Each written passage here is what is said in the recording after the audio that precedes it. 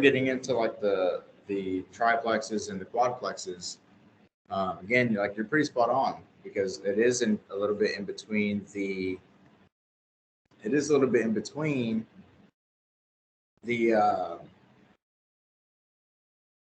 residential and commercial side, right? So it's a little bit of a like kind of an odd mixture. Um, and I don't know if you know this, but when you look at residential properties, you've got single family homes, you've got duplexes, triplexes, and quadplexes. And not only that, but you've also got fiveplexes, right? So anything that is, there we go. Anything that is all the way up to a fiveplex is still considered a residential property, right? Anything after a fiveplex, that's considered an apartment. So that is going to be a commercial property. Yeah. So you look at them entirely differently.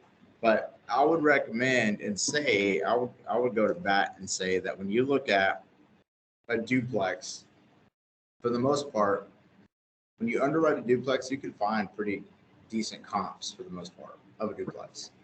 Where it starts getting a little bit tricky is when you are doing like triplexes, when you start doing like triplexes and quadplexes and fiveplexes. That's where things start to get a little bit funky, right? Yeah. So do you look at like, are you supposed to look at cap rate for that? Like, are you supposed to call them and say, hey, if you're renting these out, like let's say Airbnb short term or whatever, are you supposed to ask for their T12 or rent rolls and kind of compare cap rates because you're buying it as rental property?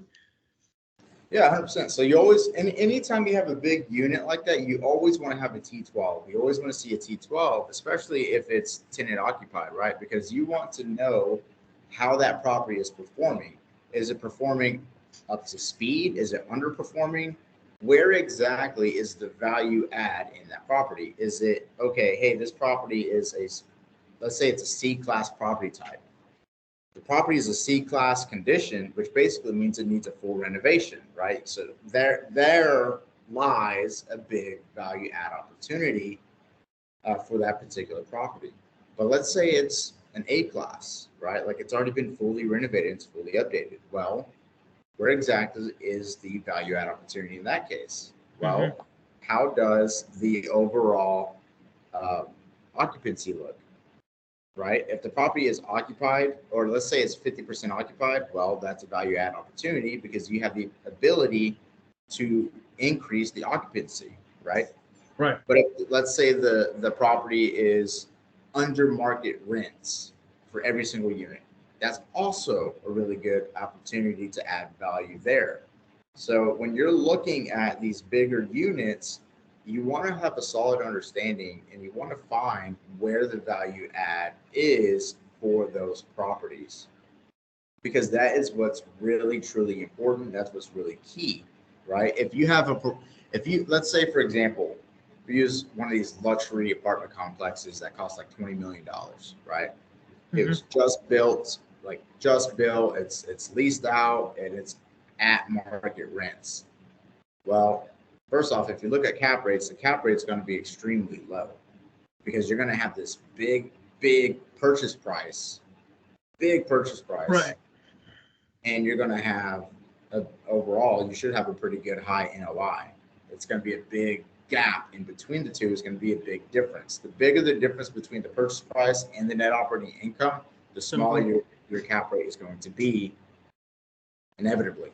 Yeah. So when you're picking up properties like that, it depends on the end buyer or you. It'll depend on your overall exit strategy, right? Are you doing a buy and hold? If you're doing a buy and hold, buying at a low cap rate may not be a bad idea if CapEx is overall low and if the property is in a good condition and it's in a great location. Buying that property and holding on to it for a long duration of time may not be the bad idea because you're still, for the most part, your net operating income should be more than what your DCSR loan is. Right? As long as your income coming in is about, I want to say a time and a half, 1.5 times what your DSCR loan is, it'll work. It'll cash flow. That's the overall important thing, is you want to make sure that this property cash flows and is performing. And as you hold on to it for X amount of years, now it's going to only appreciate in value over time. And your DSCR loan is coming down because it's getting paid off by the tenants in place. So you're essentially getting equity both ways. You're getting equity by time appreciation, and you're getting equity by the loan payoff coming down. Right. With that time period, right? So in that case, picking up a luxury apartment complex may not be a bad idea, especially if you have the ability to syndicate it. May not be bad, dude.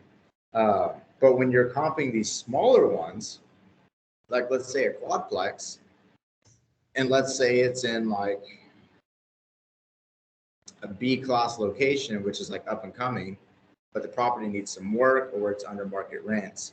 Well, you're going to have a higher cap rate because your property, the purchase price of that property and what it's producing should be closer together. There shouldn't be too big of a difference. And because they're closer together, you're going to have a higher cap rate. So at the end of the day, it's going to depend on your overall exit strategy as to how or what market, or not market, but what metric you look at. Because you could also look at cash on cash return. Cash on cash return is, honestly, I would prefer cash on cash over cap rates. Cap rate, yeah. Because a cap rate is, at the end of the day, is only going to be a speculation. Yeah. But your cash on cash return, that's not speculation. That's like, hey, this is the percentage of cash that I'm getting on the money, the amount of money that I'm putting into the property. Right in there. So your cash on cash return is probably, honestly, the most important metric you could potentially look at. And so if you're looking at a property, let's say it's a quadplex, you get the T12 for that property. You break it all down. You look at, okay, here's my purchase price. Here's the net. Here's the net operating income. Here's the total cash invested that it's going to take for me to purchase this property.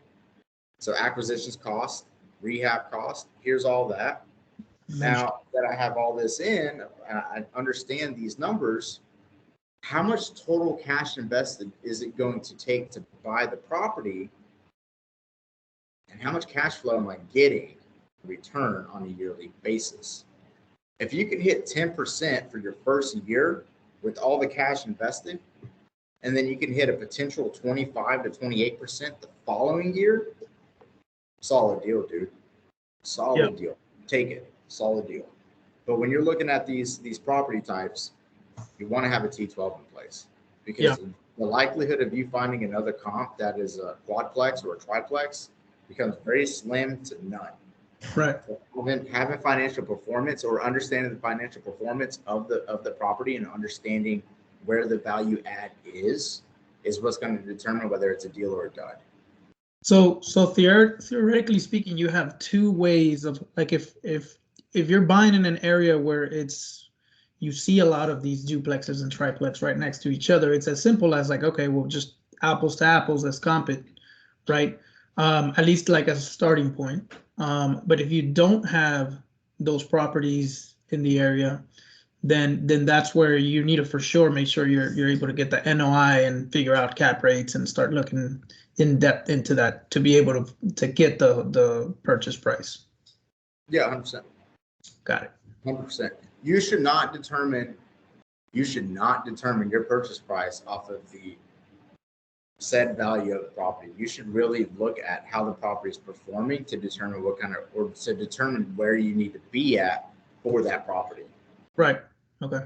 Yeah. Like that's how you want to determine multifamily, right? Like, don't go based off of what the agent or the broker or the seller is saying the value is worth, or what the appraisal value of the property is. You don't want to go off of any of that. You want to go off of how that property is performing financially. You don't want to base your purchase price on pro forma metrics. You don't want to do that, because they're pro forma. They're projections, like they're future projections, right? It's like, hey, if this property was fixed up 100% and it was rented out 100% occupancy at the maximum rent rate, this is what your numbers would look like, right? This is how your numbers are broken down. But again, it's all speculation. You don't ever want to buy an investment property that big based off of speculation. So you want to buy it based off of current matters and current conditions and how it's currently performing. Does that make sense? Yeah. Yeah, absolutely. So that's kind of where that, like, that's how I would look at that, man. Cool. Yeah, man. Okay.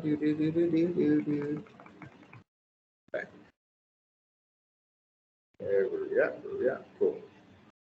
Christian, you got any questions, bro? Not yet. I just had to do a couple things around the house, and I saw that there was the other call going on, so I figured I'd just join in and tune in for another lesson. I'm not particularly familiar with analyzing deals yet and doing thorough underwriting, so that I'm sure I'll have a bunch of questions by the end of it. Sweet. Yeah. Okay. James, how about you, brother? You got any questions about like underwriting or anything like that? I mean, I'm going to for sure. Yeah, just not off the top of my head. I'm, still learning. So. Sweet. Too easy, bro. Kylie, welcome to the call. We are doing deal analysis and underwriting. Do you have any particular questions when it comes to underwriting a deal, or do you have a property you would like, I guess, a second opinion on?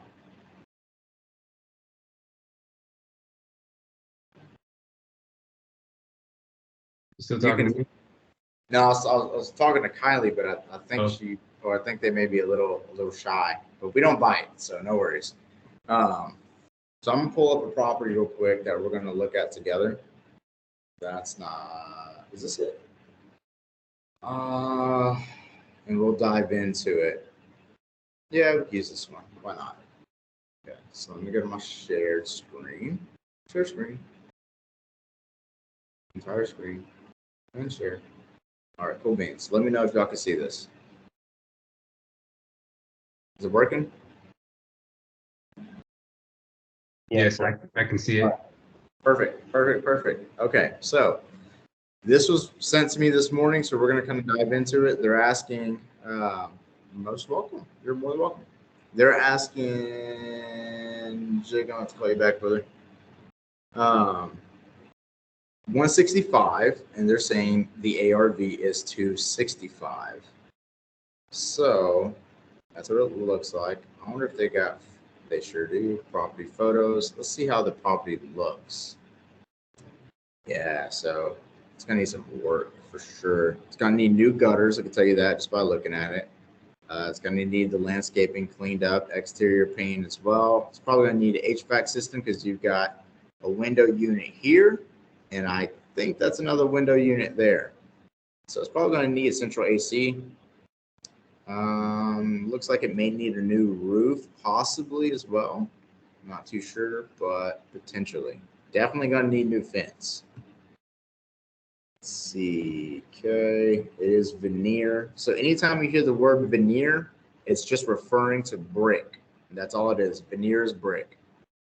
And then here you've got soffit. Sometimes it can be soffit right here and hardy under here, but this is just like or paneling. A lot of people refer it to paneling as well. I don't see any corner pops, at least not yet. A corner pop is right here. It occurs on every corner of the house. So it's very common, especially here in Texas, to see a property that's got the slab missing this part of the corner. It's been broken off. That's called a corner pop. That just lets us know and indicates that there is foundation, or they're not necessarily foundation movement or problems, but it just lets us know that there's a lot of movement for the property and that it may have or may still be settling. Definitely going to need central AC because we got another window unit here. So that lets us know a few things. One, roof is a high ticket item, so we're going to have to look at potentially replacing roof. And HVAC is definitely a high ticket item, so we're probably going to have to install a 3.5 ton with some duct work for this house. And that's about like $7,500 with duct work and all that good stuff. Looking at the kitchen, it's going to need a full rehab for the kitchen, 100%. It's going to need new flooring, that's for sure. This ceiling fan has to go. These items or that, I don't know if that's a light or a fan, but that's definitely got to go. Stove needs to be replaced as well because we only do stainless steel appliances because that's what gets property moves today. And hell, I would even think, or actually, I don't know if that's the main door, but if this could be opened up and just open this whole area up, that'd be great. But I don't know. Could be low bearing wall. Who knows? But yeah, cabinetry definitely has to go. I mean, that's, I don't know. Is that the, no, that, yeah, it's definitely got to go. Countertop's got to go. Sink has to go. It just needs a full rehab in the kitchen overall. Oh, okay, hold on. Same thing here. Oh, it is, yeah, okay. So that is a fan, I believe. Needs weather stripping down here, tell you that. That's probably coming in from the other side of the door. Door's probably gonna have to be replaced as well. Actually, it probably will be replaced. It's just not very, I don't know. It's not very attractive, if I'm being honest. It's probably gonna be a solid core door, which is good, but it's probably gonna end up being replaced. Definitely flooring's gotta go. The flooring doesn't match. This isn't even, this is more like vinyl flooring, which is no bueno because it's going to peel up over a period of time. So definitely has to go. Walls need to be painted. That's for sure. Ceiling fan needs to go. That needs to be replaced. So far, we're looking at a full cosmetic rehab. So same thing here, wall, ceiling fan, HVAC's got to go, or the, not the HVAC, but that system. This flooring has to be re-pulled up because it's not uniform with the rest of the house, and it's probably not going to be uniform with what we're going to be doing with it either, or what we would do. It's going to need a full cosmetic rehab. The entire countertop, the cabinetry has to be replaced. This needs to be patched a little bit better or textured better. The lighting needs to be fixed. This is not that all this has to, it's got to go. Toilet has to go. It just full cosmetic rehab for the restroom as well, and it's going to be about $5,000 by itself. For the bedroom, painting, flooring, AC unit, the fan, possibly the windows because they may be original, and just the same stuff here. So far, like the property doesn't look like it's an absolute terrible condition, but it's definitely going to need a full renovation inside and out.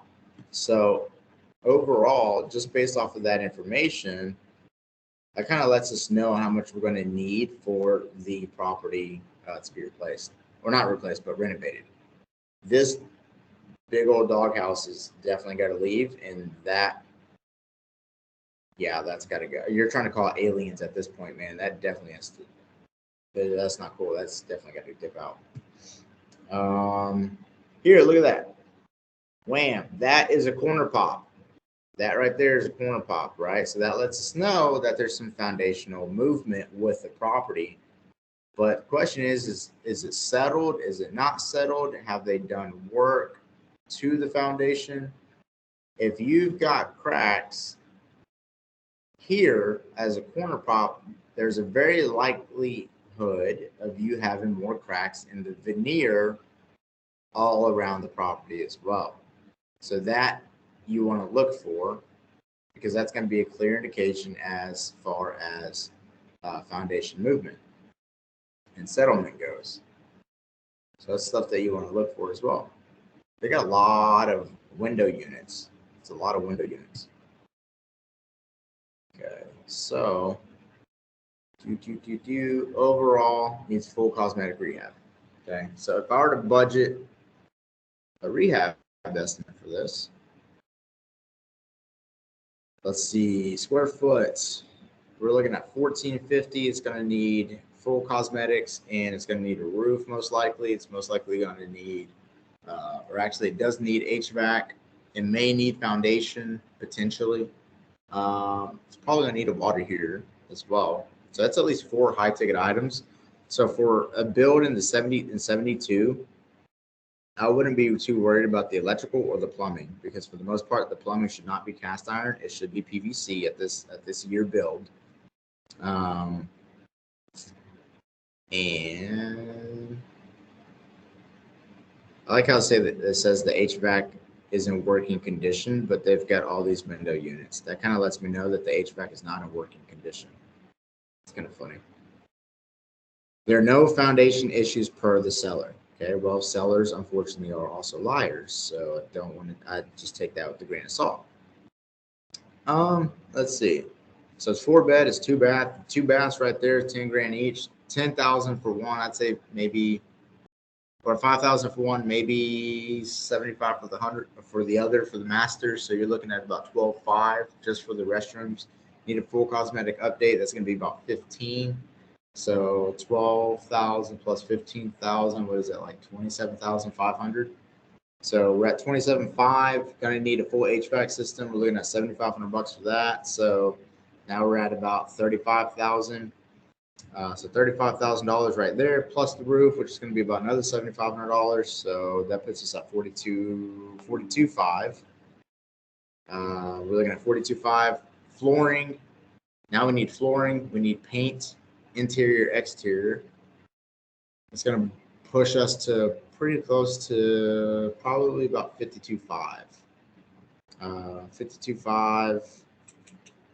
Missing anything? Light fixtures. That can go into the flooring costs. So if anything, I would say 55 grand is probably going to be a good, healthy budget for this type of property at that square footage with the amount of bed and baths that they have. So I would bank on 55,000 all day, every day. So now what we want to do is run comps. This, by the way, is the matrix. It's the MLS. So it's going to look a little bit different from all these other tools out there. So I want to see what the realist tax looks like, or property tax is. So I'm going to go here. Now what we're going to do is we're going to copy the address.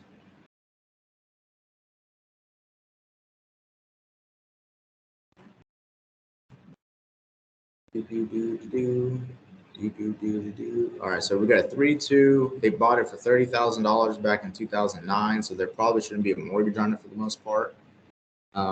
So it's 3-2. It's 1450, built 72. Chaps, wow, I don't even know where that came from. The taxes are fairly cheap. I think I really might be dyslexic. I think I might be. It's so bad. All right, well, it's not. It's not bad. My brain just moves really fast. Right? So way to put that. Now let's check out what's going on in the area.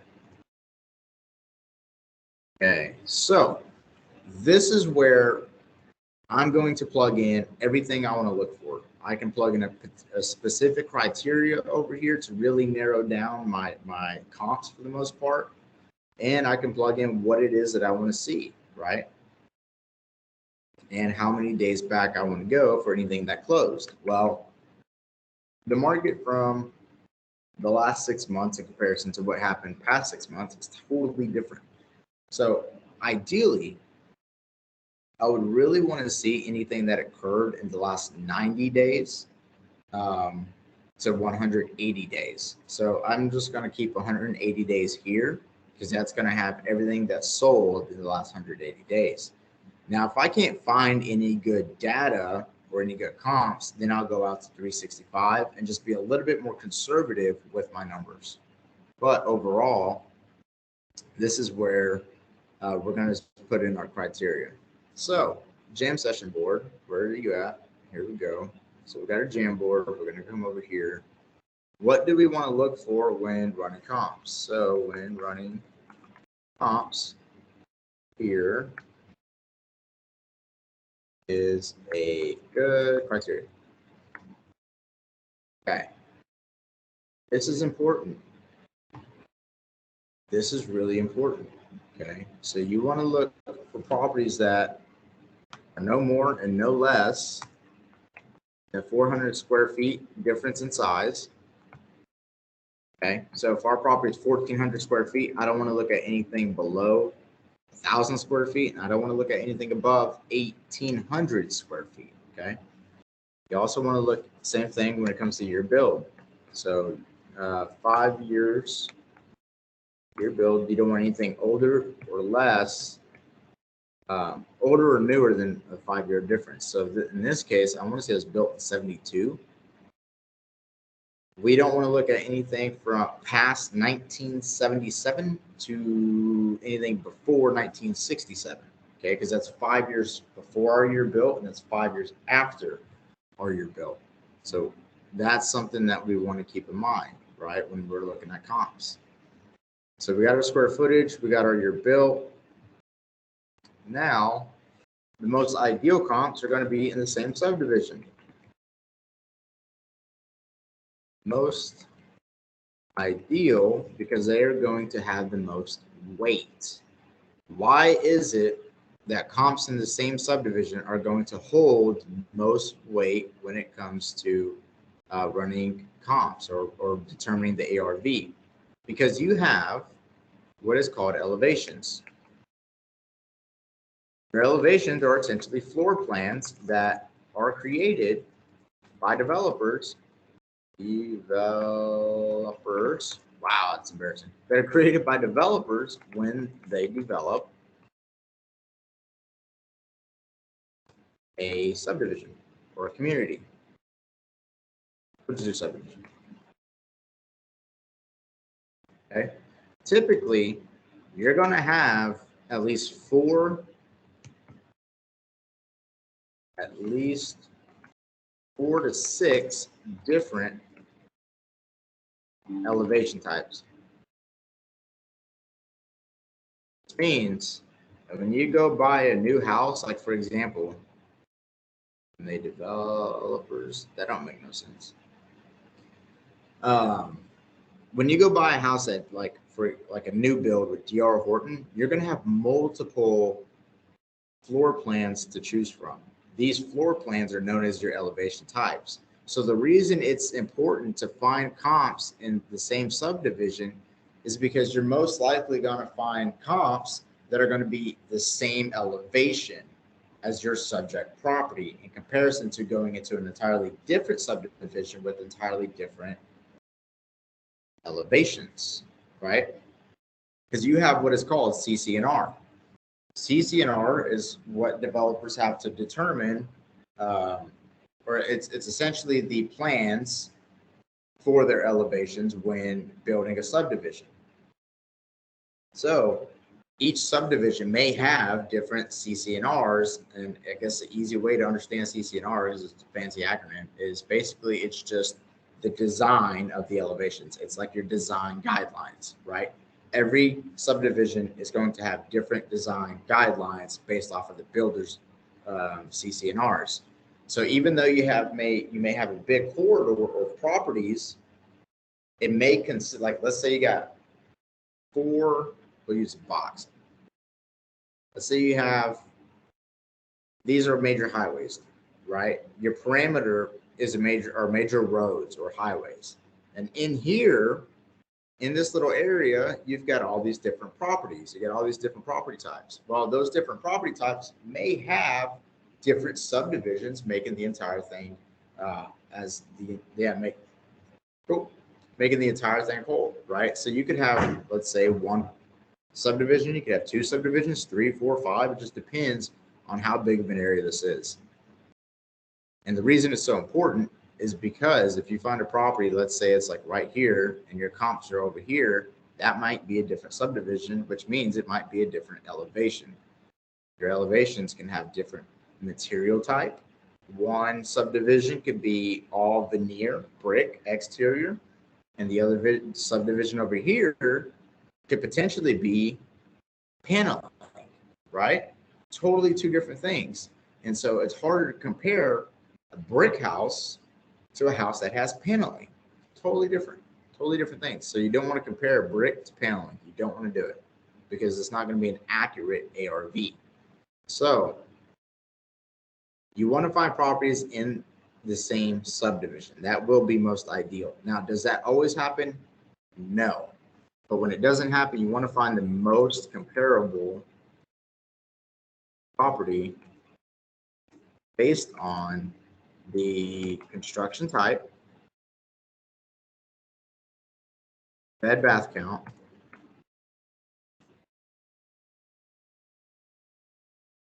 square footage, year build, and garage. The garage plays a big role.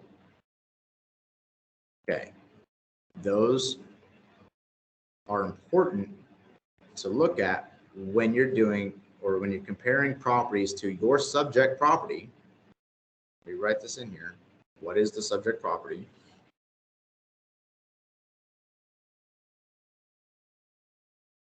What is the subject property? It's the property you're underwriting. Okay, so in this case, our subject property is going to be 9464 Glen Green Drive. That's our subject property. Okay. Important to know that. There we go. Cool, cool. Awesome. So this is a criteria that we essentially want to look at. Now, another thing is how far out do we go in running comps? Okay. You ask different people, you're going to get different answers, I promise you.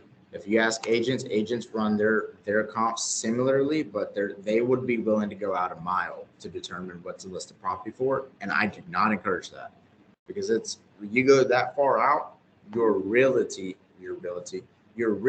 hindering and kind of hurting your property value potentially because you may list it entirely too high for your specific market, for your specific subdivision, and it's not going to work and the property is just going to sit. So typically you want to go out no more than half a mile.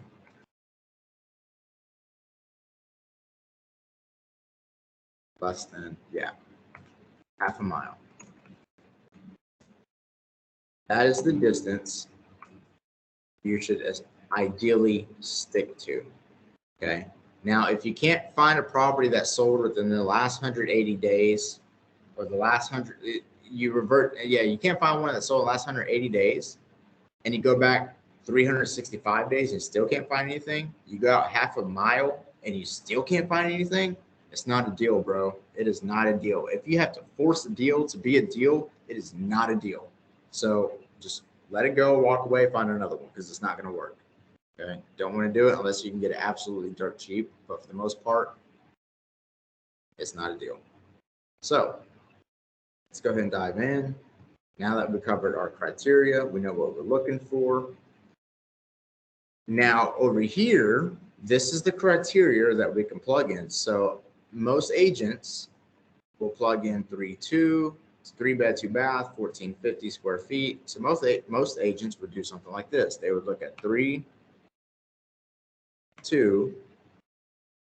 1450 square feet, but they would do probably 1,000 for 1,050, 1,850 because they want to see the range, and they would do 1967 to 1977. But here's the problem when you do this. Before we started plugging all this stuff in, we had 5 results. Now we have 0, okay? The reason I leave all of this empty and I leave all of this blank is because I want to see what is really going on in this market. I want to have a full bird's eye view, a full understanding as to what is happening. Okay, I want to look at the properties that are active. I want to look at the properties that are sold. And then I want to keep a mental note of the criteria that I really need to look for. So in this case, we leave it open because we want to see everything that's going on. We go check out our results. We got 5. So we got 2 that are active, 3 that closed. So this property is way too big. It's 1,900 square feet. This property is 1,700 square feet. This property is 1,500 square feet. So we can look at, actually, we can't even compare them because this is a 4-bed, 2-bath, and this is a 5-bed, 2-bath. So these two, right out the gate, 1645 East Shore Drive and Riverway, are absolute no-goes because they're entirely too big of a house. We cannot compare 5-bed, 2-bath to a 3-bed, 2-bath. Can't do it. And you can't compare almost 1,800 square feet, or I'm sorry, 2,000 square feet to a 1,400 square foot house. You don't want to do that either. So if this house here was 1,600 and it was a 3.2, then we could look at it, right? We could lean on it as far as it being a comparable property. It is renovated, it is updated, that's for sure. Could potentially done a little bit of a better job, but I mean, it's definitely still updated. Here, there we go. Let's go back into it. Okay. So, let's say this was a 3-bed, 2-bath, then I would consider this an ARV comp because it's pretty comparable for the most part.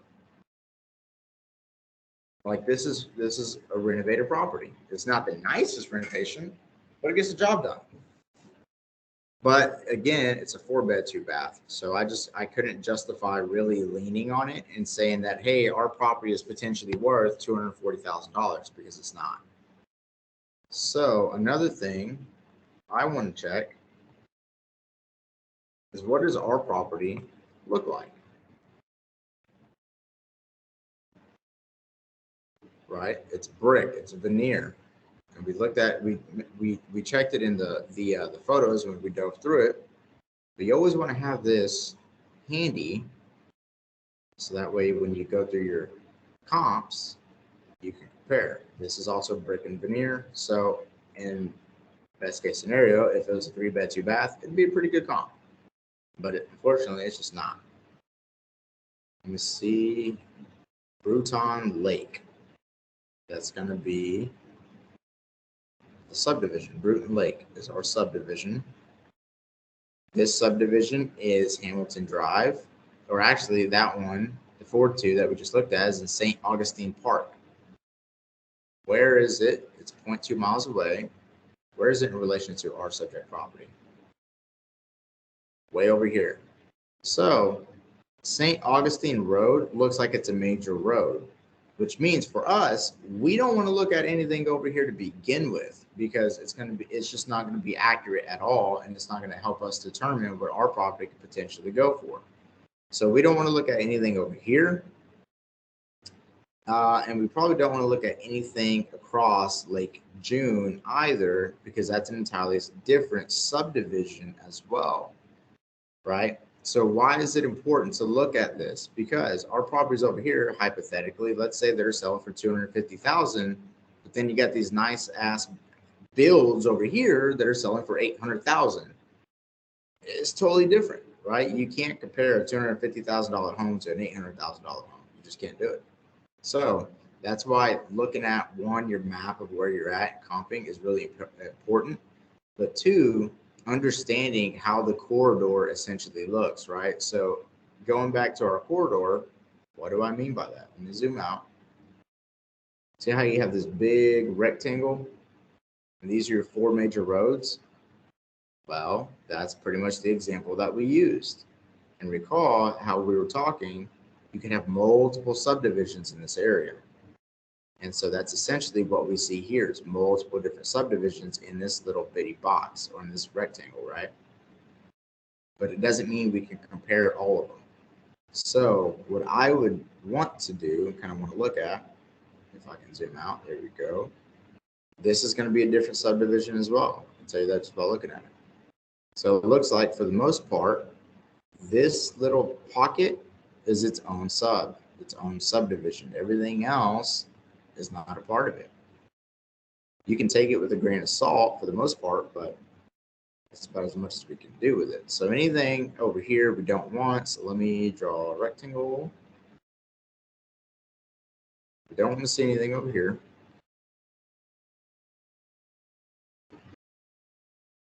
So we're going to exclude. Oh, darn.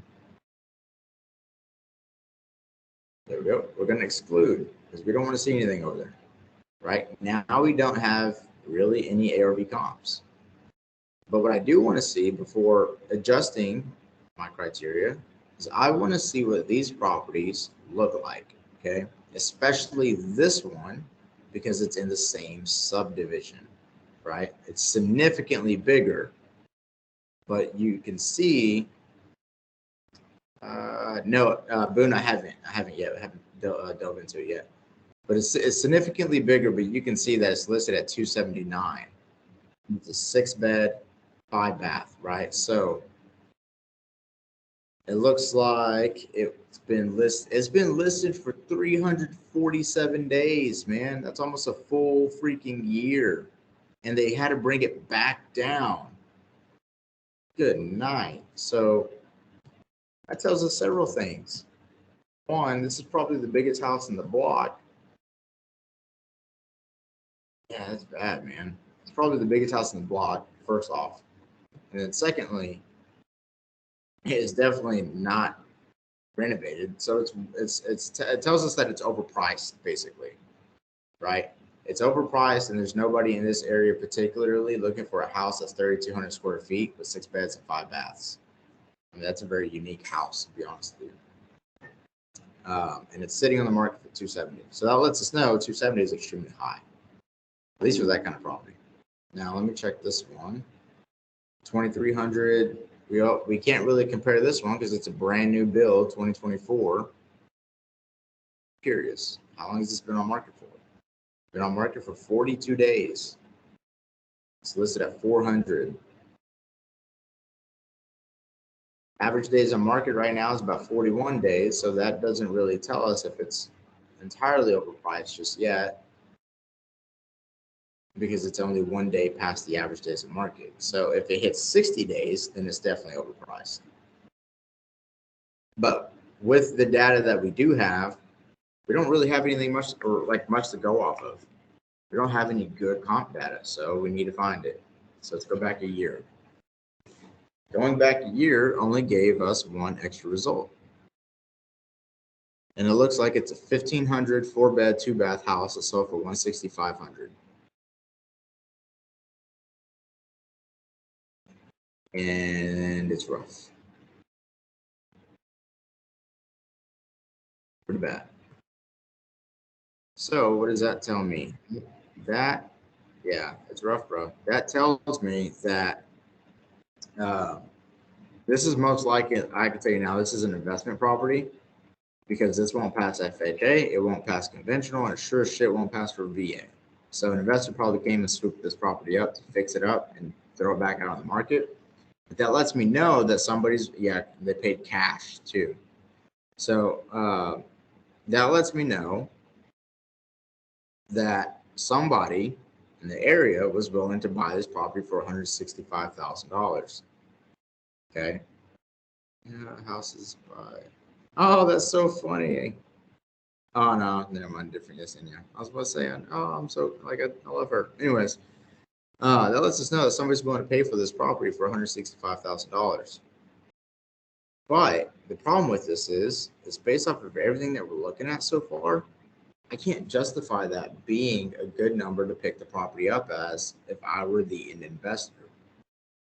So overall, it's kind of a tricky little area as to how they determined 265. It kind of beats me. They must have gone by the square footage, which we could look at here in a second. But before we dive into square footage, let me go out about a half mile. Now we got 28. When we bring this down, we're going to go to 180. We got 15. Okay, so we got a little bit more results, but we want to see where they're at on the map. Okay, so again, we don't want anything over here. So let's close that out or exclude all this.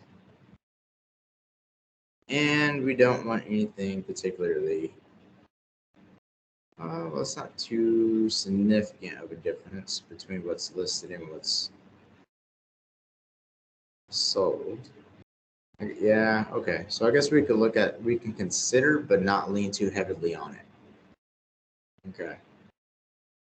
But at the end of the day, we're not going to, all the results that popped up seem to come over on this side. So far, we don't have really any good ARV comps that have sold.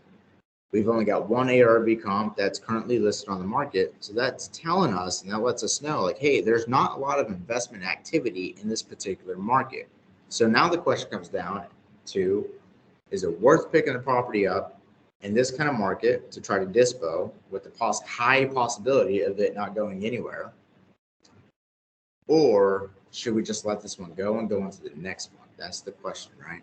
That's what we need to figure out. So again, same thing, 1,700, 2,000, 2,000, 3,200. These just 6-bet, 3-bet, 3-bass, 3-bet, 2-bass. Okay, so here we go. This is active. I think this is it the same one or is it different? Riverway Estates. Nope. Okay, this one's different. Veneer. Gonna be an ARV comp because it's updated, it's renovated. Oh, it's updated. But the problem with this one is what? It's the year build. It's an 84 build, right? So it's hard to really kind of lean on this ARV with this one being an 84 build. But it did sell this past month in 25 days on market and went for 345. It's a 3.2. It's just the year build I'm not a big fan of, but I'm curious to see what the price per square foot is for that property. 1,500. This is a 3.3. That's active. This is that fancy one, ain't it? No. This is an ARV comp as well. This is an ARV comp. This is nice. They got the can lighting. Flooring looks. They should have replaced that, but the flooring looks good. They've got nice ceiling fan. They've got accent walls. Looks like they kept original flooring. Kitchen's completely updated. It looks like the decent backsplash. It matches the that thingy, the sink. Can recess lights over here. Door handles look nice. It looks like it's got brand new registers. Stainless steel. Oh no, that's not a part of it. That's a rendering. They just threw that in there for design. Brand new updated restrooms. Countertop looks good. Cabinets looks good. This little guy here matches the sink and the mirror. So and the handles on the cabinetry looks really good. It's a new toilet. Everything in here is uniform. It all matches. It all looks good. Well, except for this. They should have kept it the same as this restaurant, as that restroom, but they didn't. But overall, it's pretty good property to look at, pretty good comp. And it's active 82 days on market. 82 days. It's older than ours, which is actually not a bad thing because that means ours could potentially be a little bit better, but it's similar, not too far in square footage. It's a 3.3. So it's got one extra bathroom. This is probably going to be the most related, I'd say, but the problem is that this one has a 2-car garage, and I don't believe ours does. And it's listed for 290, and it's sitting. So that lets me know that 290 is way too high. 290 is not going to work. Okay, so that doesn't work. 345 isn't going to work either. So this price per square footage kind of just shot itself out of the dark, or shot itself out because this is listed too high. C79, 270. What does this one look like? 5.2. The ARV comp. Garage is converted. Yeah. Flooring looks good. I would replace the ceiling fan. That okay. Restrooms are uniform. Good recessed lights. It's got a brand new water heater that's actually 18 inches above the floor, which is, for whatever reason, a lot of people miss that, but it's actually important. Kitchen looks good. Yeah, it's a nice house. This is an ARV comp. This is nice. Okay, 39 days on market, sold back in December, and it sold for $270. So this I would consider for price per square foot, even though it's bigger, it'll give us an idea as to what people are willing to pay for price per square foot in the area. So now that we have our two different, actually let me take this one off because that's not sold. Now that we have this one comp, price per square foot, that is ARV, we want to see how much it's going for. I could have just clicked on the listing and seen it, but it's okay. So we're looking at about $153.76 for the price per square foot. Now, the reason I do not like price per square foot is because it's either going to overvalue your property or it will significantly undervalue your property. So it's going to give you an inaccurate ARV. But when it comes to, I guess, moments like this is a last resort. So in this case, I would look at price per square foot if I had to determine an ARV for the property. So in this case, let's do 153.76. We're going to multiply that by 1450 because that's the square footage of our property. And we get 222,952. So if anything, I would say ARV is about 220. So 265, as to how they got that number, blows my mind because it's way off. So if we run ours at 220, what does an offer look like? 220 times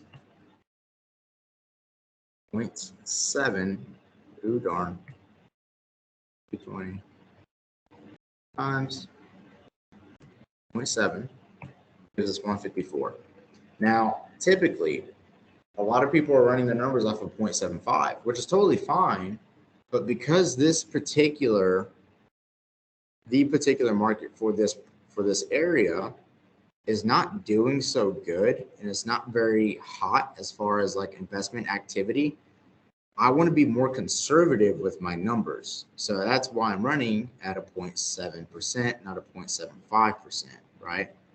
The 0.7 is 70% of ARV, 75% is 75% of ARV. So I want to run at a 0.7 because it's just not hot of an area. Now we're going to take off our estimated repairs, which I believe we said was about $55K. That gives us $99,000. That's our maximum allowable offer. Okay, now what does that mean? MAO is your maximum allowable offer. This is the absolute most you could offer the seller, the absolute most. But here's the thing. If you offer your MAO, if you offer the seller your MAO, what does that mean for you? If you offer MAO, it means you won't have room to make an assignment fee. And the reason for it is because if you want a deal to move, if you want to assign a deal, you have to price it right, right? It has to be priced right. So your MAO, this number, whatever that number is, that number should be the number you are pushing the property out at for your end investors. That is how you're going to assign deals quickly. So you want to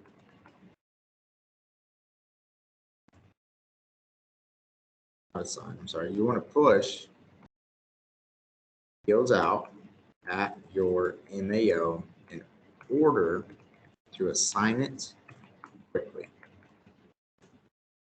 This is how you run good numbers. This is how you build a really good reputation for sending good deals. Because you're sending stuff that you know 100% for a fact is going to work, right? And you're not wasting anybody's time. You're not wasting the investor's time. You're not wasting the seller's time. You're setting it up for success at the very, very beginning. This is the most important aspect of acquiring a property, and that is running your numbers accordingly. making sure you have solid numbers. If you don't have solid numbers, you don't have a solid deal. If you don't have a solid deal, you're not going to be able to push it out and close on it, and you're going to build a bad rep for sending out trash deals, and you don't want to do that. So your maximum allowable offer should be what it is you're presenting the deal at. Now, if we go back to, where's our handy dandy calculator? There we go. Our maximum allowable offer is $99,000. So what does that mean? That means if I was to push the deal out, I'd push it out at $99,000. But let's say I want to make a $20,000 assignment fee. That is what I would offer the seller. I would offer actually, I'd come in lower. I would offer the seller at least 75. And the reason I would offer the seller 75 is because if I'm trying to make 20, I know for a fact that seller is going to renegotiate, right? This seller is going to do their absolute best to renegotiate this deal from the get-go. And if we can prepare for that if we can prepare for that to begin with, and we anticipate the renegotiating or the renegotiation process with the seller, we can let them bring us up on our number. If we allow them to bring us up on our number, we are giving them the illusion that they are winning the negotiation. You'd never want to make it too easy for these sellers. You don't want to make it too easy for them. If they're asking for 100 grand and you offer them 100 grand, I guarantee you they're going to have seller's remorse. They're going to try to renegotiate, or they're going to try to terminate that contract because you gave it to them. You don't want to do that. You want to make them fight for their offer. You want to make them fight for a higher purchase price. So give them the illusion that they are winning the negotiations on that end. But you can only do that by preparing beforehand. So if I want to make 20 grand, I'm going to come in a lot lower. So I have room to renegotiate to come up and still make a pretty penny. It may not be 20 grand, but shoot, maybe 17 or 18, maybe 15. But I can tell you now, it won't be 10 or it won't be 5. You see what I'm saying? So you want to give the illusion that they're winning in the negotiations, but you can only do that. You can only do that when you're coming in at the right number. Otherwise, you're shooting yourself in the foot. So don't do that. Don't ever shoot yourself in the foot. So in this case, for this property particularly, I would offer 75. So I'm just going to send them an email. I don't know who they are. Why? Hey there.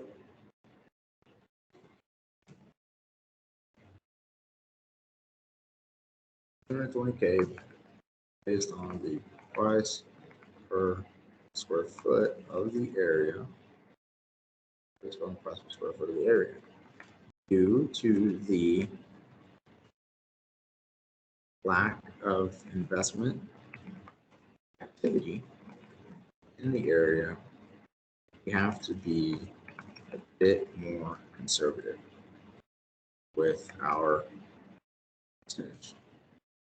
So, looking at this deal,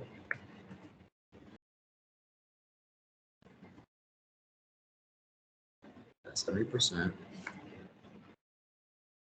minus repairs, the best we can do is 70. What was the number? 75. Actually, I want to say the best. Minus repairs, we'd be willing to take it on at 75,000.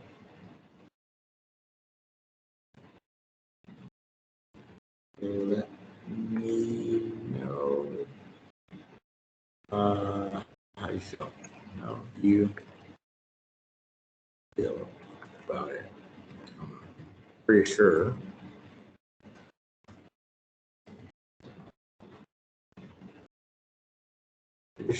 it'll be too low for you, but nonetheless,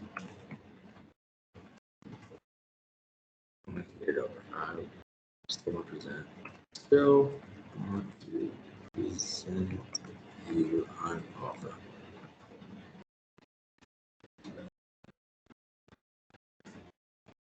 Cool beans. Thank you, Grammarly. So let's do that.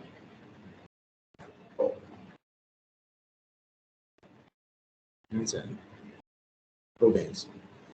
So that's how we would, or that's how I would have underwritten. I guess that's my thought process on this property particularly, and my breakdown of it. Let's see, does that make sense? Does anybody have any questions? What are your thoughts?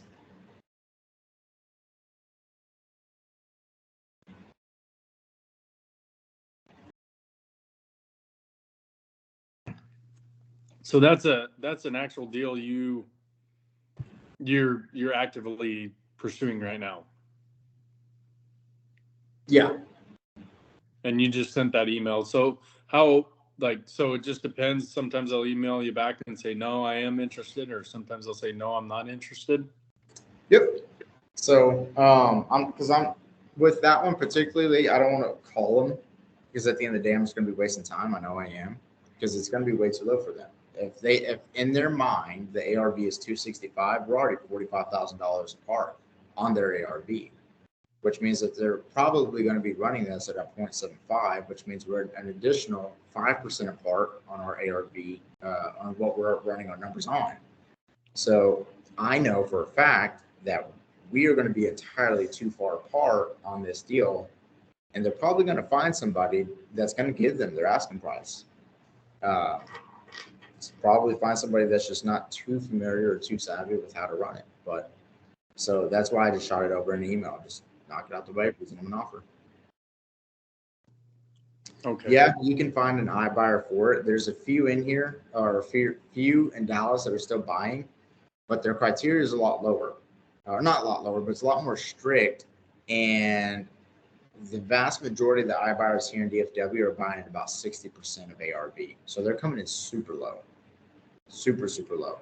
The only one that's buying pretty good right now is Wedgwood. Wedgwood's coming in about 80% for ARV, but their criteria is pretty strict. So it's a little bit more difficult. So let's dive into another. Boone, you sent me one that I want to dive in with you really quick. But Savannah shot one over that's kind of urgent. Yeah, let's see Savannah's first. Okay, there we go. Got it. All right, so we're going to dive into 2101 Hurley. This is by a property that we currently have under contract with Savannah and Dre, Killers. Yeah, we just stopped by and it is, oh yeah. And the houses around it, like they've already started redoing some of them. So it's actually a really good one. And that's the one that they just dropped the price on not too long ago. Yeah, this is nice. So like, you remember when you sent me, sorry, go ahead. You remember when you asked about flooring? Yeah. Yeah, so in this case, I'd keep this in there. Wow. Oh, it's got really pretty flooring. Wow. Yeah, I looked through the window. It looked like it just recently been done. Looked like the electric recently been done because all the fitters and all of that, the piping on the outside. What made me more interested is that it got a mother-in-law suite out back and a garage. Saw that, yeah. So,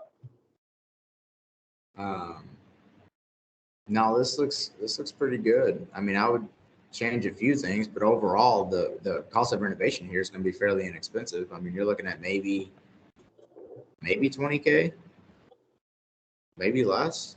Let me see. Kitchen. Let me go back to the kitchen. What do the countertops look like? The restrooms for sure need to be updated.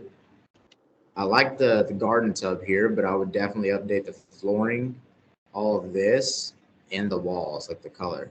I'd probably keep that because that does look, it looks nice though. But What's yeah, that? definitely. You guys gonna sell that or rent it out? No, this would be a flip, dude. Oh, okay. Yeah. The rates are way too high to do any kind of burrs right now, bro. I would not recommend doing a burr. Way, way too high.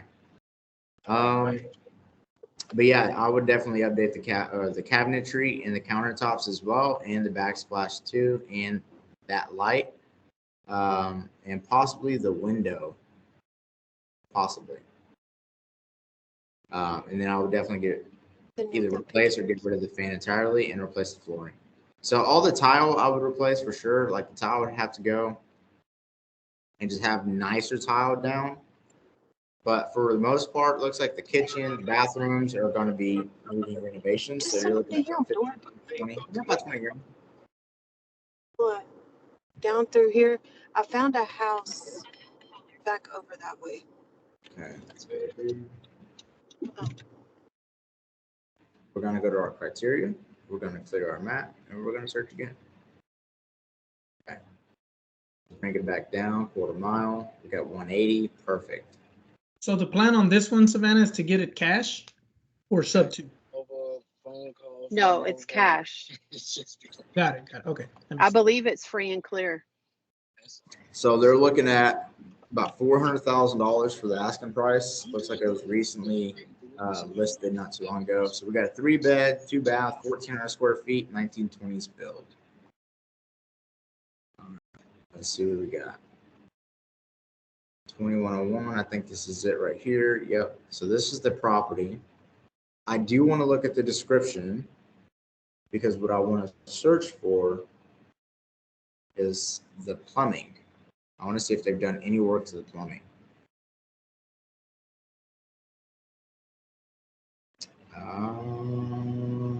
Let's see. It's got a new HVAC. That's awesome. Oh, here we go. Updates 2021. Yeah, look at that. Plumbing. Perfect.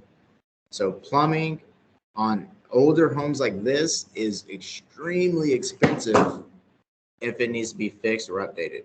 So that's why I wanted to look for plumbing. But plumbing's been replaced. Attic insulation, that's also really good. Tankless water heater's good. New HVAC system. So a lot of the, for the most part, a lot of the high ticket items are replaced, which is really nice. Original hardwood floors beneath vinyl planks. Interesting. Or okay. Okay. Cool. Cool. So it sounds like it's a pretty good property for the most part, and it doesn't look like the roof is going to need much fixing either, because there's no deterioration that I see along the lines or along the edges, which is good. Yeah, we didn't really see anything either. I took a video and he took pictures. He just sent them to me. And man, we found some steals over there when we left Austin. We found a quadplex that has no trespassing signs on it, and it's completely empty. And then across the catty corner across the street, there's 2 like commercial things that would be like wonderful to be able to tear down and see if it's a way that we could put a multi or something like that on it. Okay. And it's a good area for the most part. This is the historic district or historic area of Fort Worth, so it's a good spot.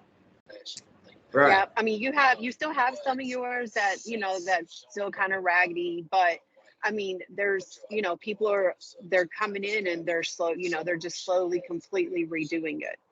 So I think this is like the best time to get in for it on it. Oh yeah. Okay. Well, let's do it. Let's dive in. So we got some comps pulled up. Let's check our map before we start diving into them all. All right, so we don't want to look at this one because it's way the hell over here. But for the most part, all of this is pretty cookie cutter, very similar to where our property's at. So I would be totally open and not opposed to looking at everything going on right here. So we are going to draw a rectangle.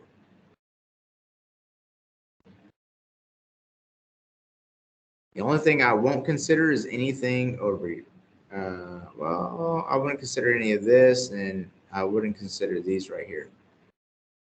But overall, we got a lot of activity going on in the area, which is good. And this is the last 180 days. So that's good. Yeah, and like if you're standing in the front yard looking towards the street, the house that's in front of it and to the right are nicer. Like you can tell that, especially the one to the right, that they've repainted it and redone some stuff to it, and so it looks really nice too. Okay. Any moment. There we go. Awesome. Perfect. Okay, so let's see. So 1,600 square feet, 2232. That's comparable. Let's look at this one. 2109 Fairmount Avenue, same subdivision. This is nice. This is super nice.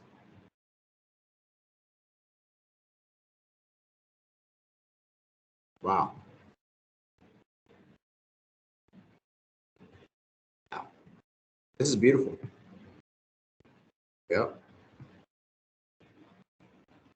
I would consider this a mid high-end flip. It's not fully a high-end flip, but it's got some good stuff done to it. So I would budget for a little bit a little bit more on this to get this kind of quality flip. This is really gorgeous. They even left like a historic look in it too. It's nice. Yeah, dude, I like the brick right there too, man. Like, hell, I'd buy this house. This is nice, dude. What? You got an additional little mother-in-law suite too? You could use that as a shop or an office. That's killer, dude. I like that. Yeah, this is really beautiful. This is great property. 2 days on market. Wow. Me and Dre's like, we wish we could buy this ourselves and have it for ourselves. So it sold for $550. It sold almost $25,000 over the asking price, which is great. And it sold back in September as well. So that's when rates were actually just a little bit higher. So this is a really good comp. That's a really great comp. All right, so let's keep looking. That's too big. That's too big. Here we go. 3.2, 495, built 1911. Hurley Avenue. So this is the same street, same structure of our subject property. So this is going to be a really good solid comp depending on the overall renovations. Yep. This is going to be a good one. Flooring looks good. Kitchen looks really good. Yeah. Same floor plan too. Yep. It's beautiful, dude. Oh. Looks like they kept the original floors. Uh-huh. It's gorgeous, man. It's a beautiful home. Oh.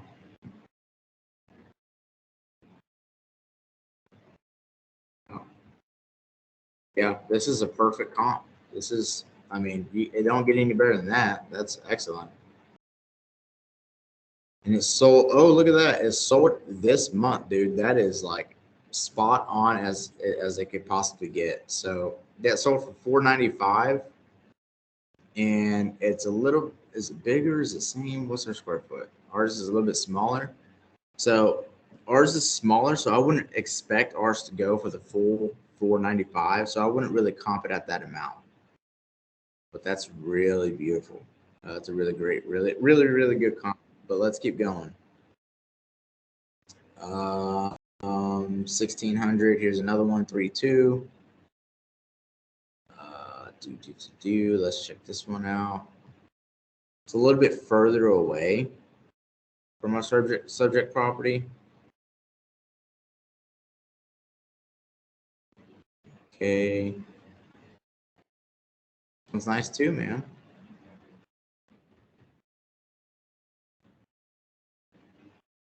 Wow. Sorry, I didn't realize it was going to do that. I just that's all the ones we posted You're to fine. code that one. Sorry, there's like Sure. 7 of them. I mean, there's a little bit of things that I would change, like the paneling in one of the rooms that I was like, nah, I don't know how I feel about that. Yeah. I think they could have done a little bit of a nicer job in the restroom. Just, my 2 cents there. It's kind of weird having, I don't know, it's just, I guess, unique. I don't know. This, I like how they kept the originality, but it could have been a little bit more modern as well. And definitely would have fixed up the washroom too. But overall, I mean, how I mean, it's not ugly. It's not a bad property. It's a good property. It's nice. I would consider it an ARV comp for sure. So, let's see, it was 1,600 square feet, 5 days on market, sold in November for $465. But it is a little bit further away as well. It's all the way over here. So it's not as reliable of a comp or as heavy. Like, it's good to have, but at the end of the day, these two are a lot closer. So I would lean on these two far more than I would lean on this one. Let's keep looking. 672, 2 bed, 2 bath. That's nuts, dude. All right. Okay, I'm curious. 1,900 square feet. Why did it sell for so much? I've never seen a 2 bed, 2 bath sell for $670,000. That blows my mind. 92 days on market, sold in October, 672. 1,900 square feet, 2 bed, 2 bath. Patio looks nice, backyard. The California buyer. Hey, it's got to be, dude, because I wouldn't pay 672 for this. There ain't no way. I love the originality that they've kept. I love that it's like, really well maintained. But I sure as hell would not pay almost $700,000 for this house. It's not bad. I wouldn't consider it ARV though. I can tell you that. I don't know. This is kind of one of those weird random buys, I suppose. But I wouldn't lean on it too heavily. And then let's see what else we got. Okay, so we got one here. It's a 2-1, 1,400 square feet. Sold for $420. I've seen this one. Yeah, this one's a good one. This is ARV. It's a nice one. Sold for $420 this month. But it's got 1 bed and 1 bath less than our subject property. So I know for a fact, our very bare minimum ARV is $420,000. I know we could expect that at the very least. Let's keep looking. 15, 42. Where is that other property? We got a lot of good comps, guys. A lot of good comps. But there's one particularly that I'm kind of looking for. If I could just go back to the map, that'd be great.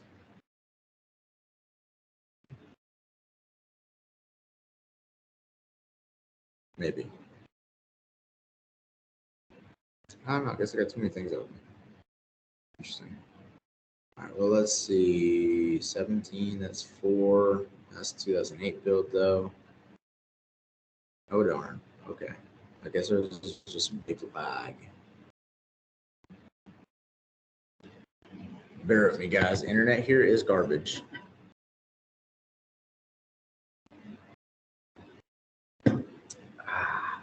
But so far, Savannah, this one's looking pretty promising. This is the one I want to look at. So this is 2,400 square feet, 3.2, sold for $520.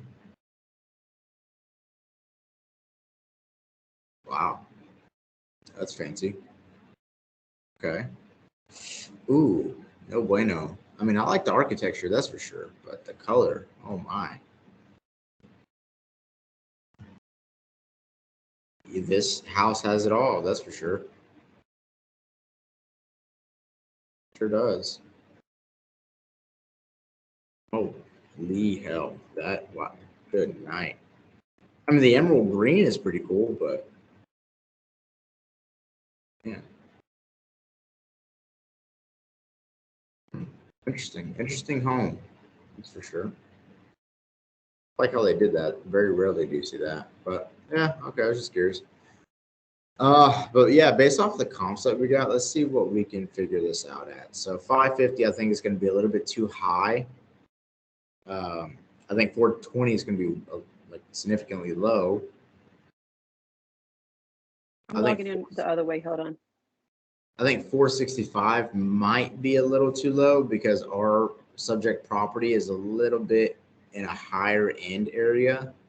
But I don't think it could go for 495 because this one is 1,600 square feet. Ours is 14. So if anything, we would be between the 465 and the 495. So I'd probably put it at about 475. I'd feel pretty confident at about 475 for ARV. And our property only needs about like 20K. So if we're at 475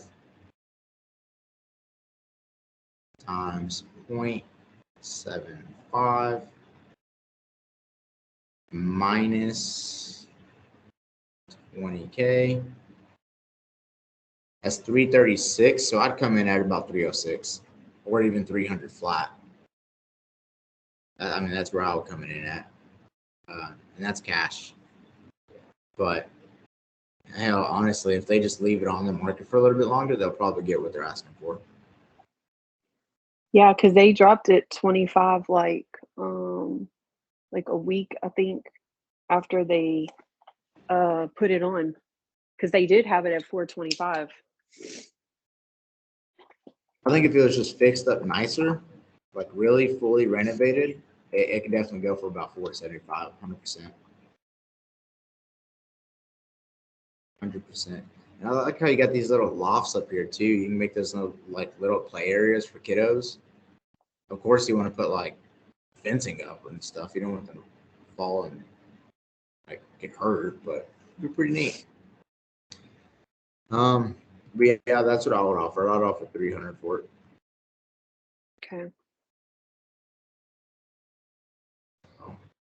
Because it's going to need, we'll have to update the fixtures, the light fixtures. We'll have to update the kitchen, both of the restrooms, the flooring where there's tile. We'll probably end up having to repaint as well. But for the most part, that it looks like it's just going to be all cosmetic stuff, but that's going to be about 20,000. But yeah, that's what I would offer on this one is about $300,000. Does that make sense? Yeah. Yeah. No. Sweet. Anybody have any questions about that one?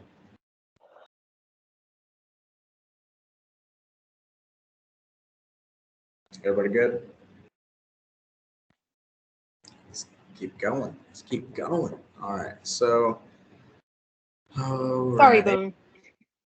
Let me see here. Give me a sec, guys. I gotta send this because No, I love watching this, so it doesn't matter. I'm just watching and learning, and yeah, it's great. So that other one, he already comped, so it was a no-go anyway. So it's just I just wanted to learn how he did it. This one that he is gonna comp for me. Gotcha. Okay, and then there's one more Q&A.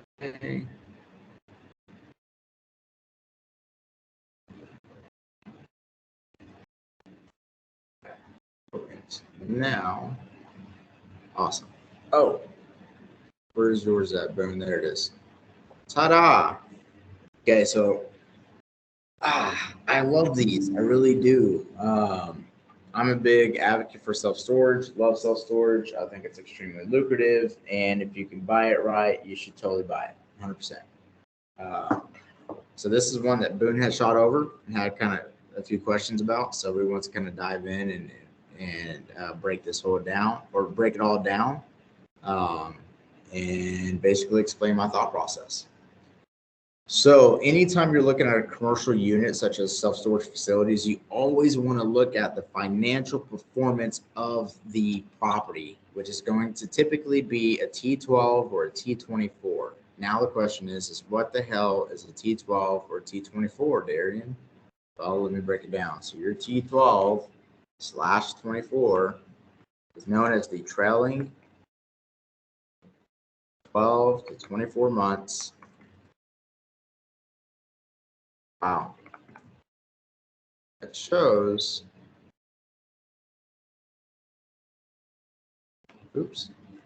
that shows the financial financial performance of a property.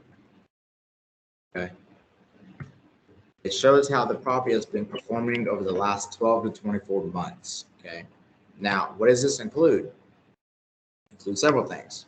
Rent roll. That's embarrassing. Y'all didn't see that. Includes your rent roll,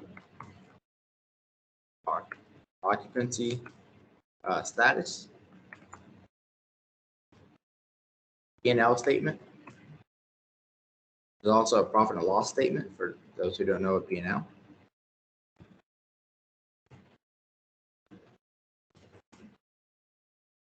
Okay. The rent rolls, occupancy status, or I guess occupancy reports. That's a better way to put that than status. So occupancy reports, P&L statements, profit and loss, and then you've got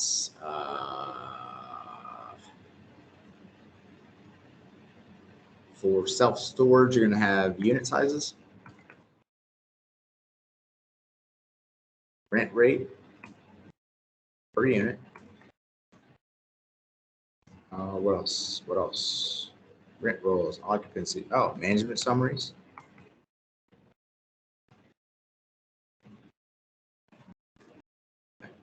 Rent roll, occupancy report, profit and loss statements, unit sizes, rent rate per unit, and management summaries. Perfect. So this is all the information we want to gather from a seller that has a self-storage facility unit, even a seller who has a multifamily unit as well, because this is really important stuff to have, really important stuff to understand. So let's go back and see what they've got.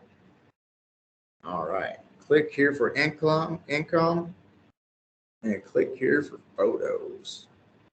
So let's dive into the photos. What? Oh, damn.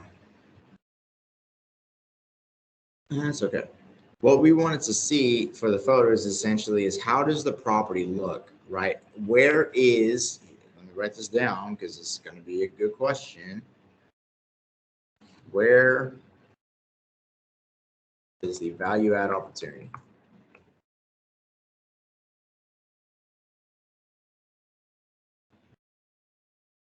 Okay, that's important. That's the big key question. Where is the value add opportunity? Because this is going to determine essentially what we'd be willing to offer for the property. It's also going to determine how much we're going to be pouring into the property as far as total cash investment goes. So where is the value add opportunity? Well, what we want to find out, where'd it go? Here. What we want to find out is what the property looks like. So Google.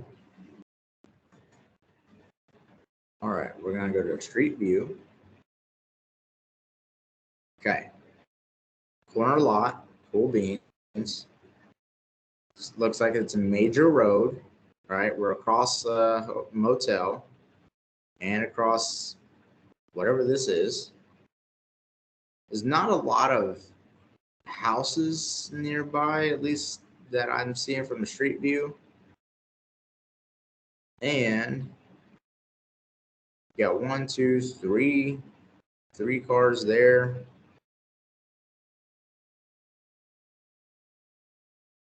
4, 5, 6, 7, 8, 9, 10, 10 cars there, or 10 cars total. There's not a whole lot of traffic, but it's definitely a major road for sure. Okay, that's also something you want to look at and consider. Now, looking at the property itself, what do we notice? Well, for starters, there's not a damn gate. Okay, there's no gate, there's no fence, there's there's not a fenced-in perimeter or anything like that. There's probably not going to be too much security that's in place either. Yeah, super small sign, 100%. Yeah, there's just not. Oh shit! Look at that. Okay, same thing over here. This is just out and about, man. Like out and about. You got dirt road, so there's no actual asphalt that's been laid down on it either. And yeah, there's just no security measures from what I'm able to see, at least not yet. Okay, so there's a potential value add opportunity. Security measures such as cameras, putting in a gate, putting up a fence around the property, and then coming in, getting rid of all this grass and all this dirt and replacing it with either gravel or replacing it with asphalt. Asphalt's always going to be the highest value add you can put in for self-storage. So if I were to come in and replace it with anything, I would replace it with asphalt. I would I'd put a gate around it to have a secured perimeter. I would have a keyless entry gate or a coded gate that you would need a code for to get into the property. And then I'd have security cameras all around the property to make sure I've got a full 360 view for security purposes. And then on top of that, we look at it, looking closer, you've got a unit that's got a dented garage or a dented door. So that also is a potential value add as well. And as Daniel pointed out, the sign is super small. Super small. You're not going to really generate business like that. Like, come on. Now the question is, and it probably doesn't. This is most likely a mom and pop self-storage facility, so they probably don't even have a website. Well, let's find out. Looks like they don't even have a website. And that's okay. Most mom and pop shops really don't. Yeah, see, there's no website at all, which means that they probably self-manage the property, which means they probably, I don't know. They self-manage it, so it's probably undermanaged. And it's probably undermanaged. It's probably not performing to the best of its abilities. Now, what I want to look for as well is how do houses look like? Like, what does the area look like as far as houses go? So we got quite a bit of houses in the area, which is good. That's a good sign. Yeah, so it's not in a terrible spot. There's a good amount of buildings and there's a good amount of houses nearby, so that's always good. And it's right off of Highway 77, which is a main road, so even better. It's just poorly managed. Now what we want to look at is the T12. So we're going to click here for income. It's probably not going to give me permission. It gave me permission. Oh, that's amazing. Okay. So this is a year's worth of rent rolls. Yeah, 100%. If there is room for expansion, you can add more units. That is also another really good value add as well. That's a good eye and a good it's a good observation. I appreciate you, Daniel. But yeah, 100%. Let's see. So it looks like Zach didn't pay in February. And for the most part, like this is a terrible way to keep your books. This is awful. Holy shit. Yeah. This is how you can this is a terrible way to keep books. So I'll just leave it at that. I will put in QuickBooks, if anything, or just set up an Excel sheet that is, yeah. But that's me. Let's see, profit and loss. Okay, so rental income. Here's what we want to look at, right? When looking at commercial, particularly when looking at self-storage, what metrics do we want to see? Okay. Cap rates are good. And cash is good as well. So these are the two metrics that I would definitely want to see for sure, because, oh, and then these are metrics, but let me say what, not key performance indicators. Why are you doing this to me? Not key performance indicators, but what's,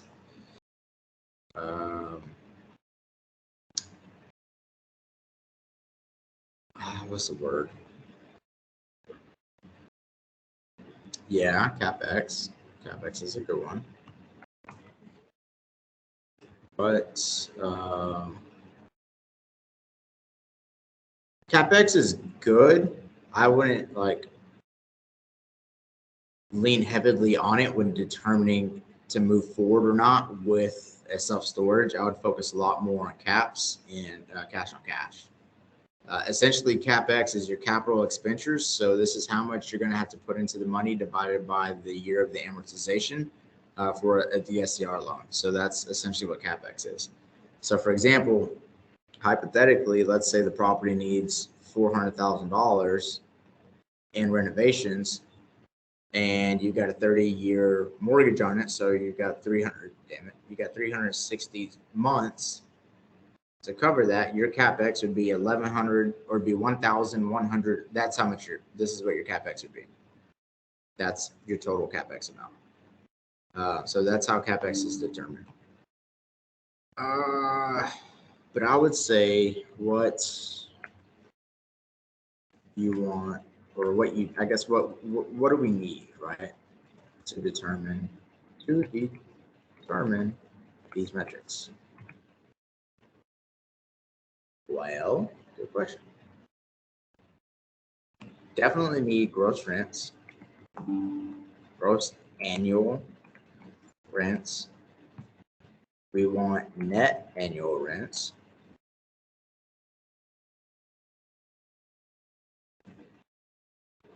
Rental income, operating expenses,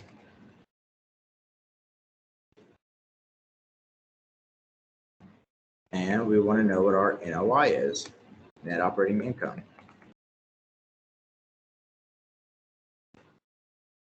And estimated rehab. Okay.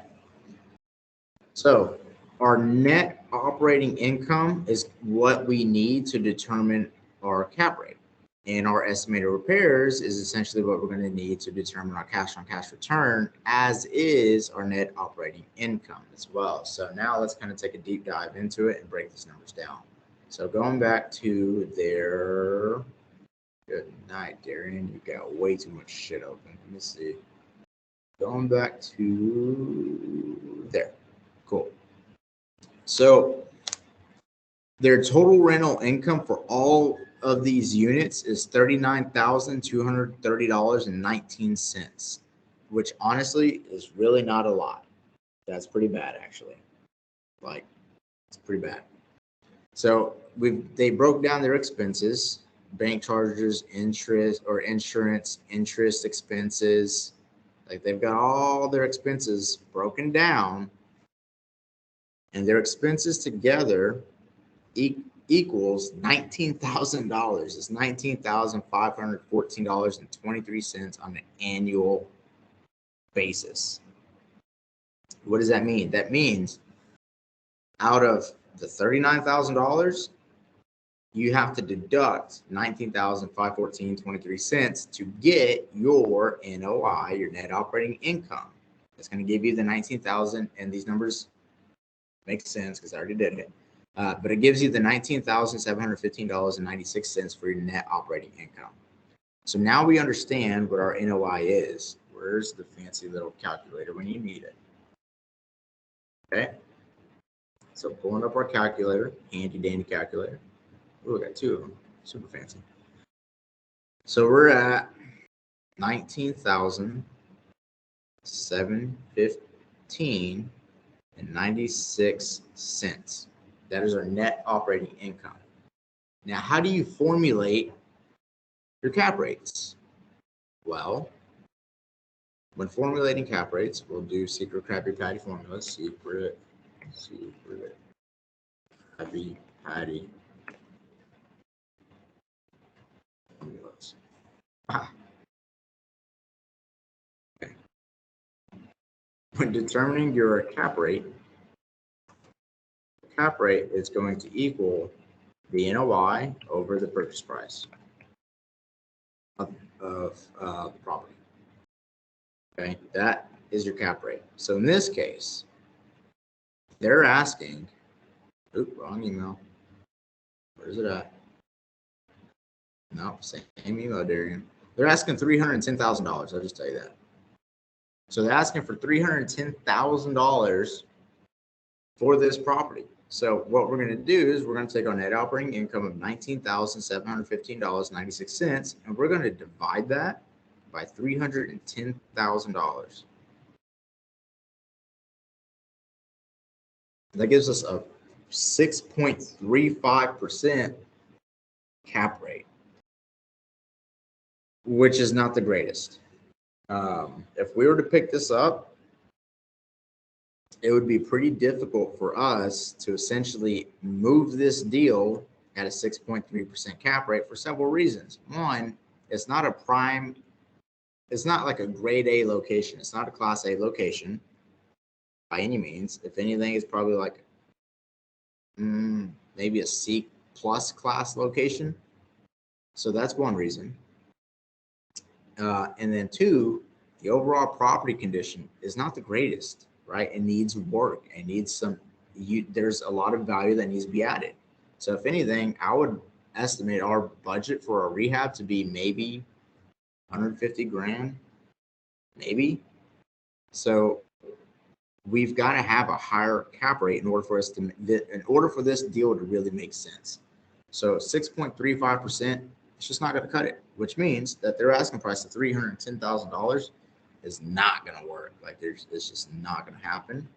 So now we got to figure out what is a good cap rate for us. So here we can essentially just plug and play and figure out where we need to come in at. So let's do 250. That gives us a 7.8% cap rate. So it's not bad. It's getting better. But if I really wanted to move this particular property, I would want at least an 8% cap rate to ensure that I can do so. So 250 is still a little too high. Let's clear that out. Let's do 230. Now we're at an 8.5% cap rate.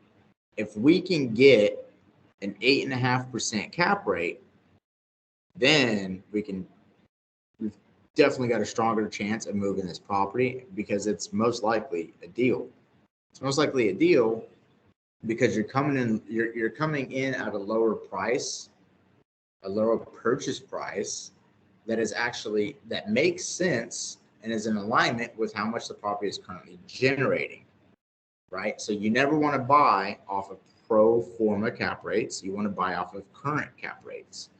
So pro forma is, again, predictions of the future, essentially. Calculated predictions of the future, but that's what they are, is their speculation. And then you have your actual current cap rate, which in this case, if we come in at $230,000, we'd be at 8.5%. So that's what I would recommend picking this property up at, is the $230,000 to get that 8.5% cap rate. Now, looking at this one as far as cash on cash goes, how is cash on cash determined? Well, your cash on cash equals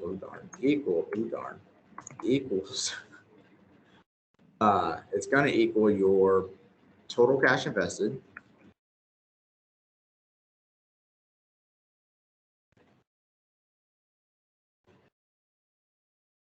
over the purchase price. Okay. Total cash invested over purchase price. What is a good cap rate? What? Not cap rate, but what is good cash on cash? What is good cash on cash? Also a really good question.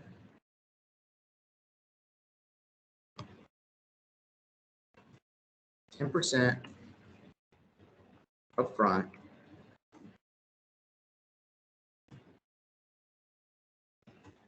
25% minimum for the next, not next, but for the following year.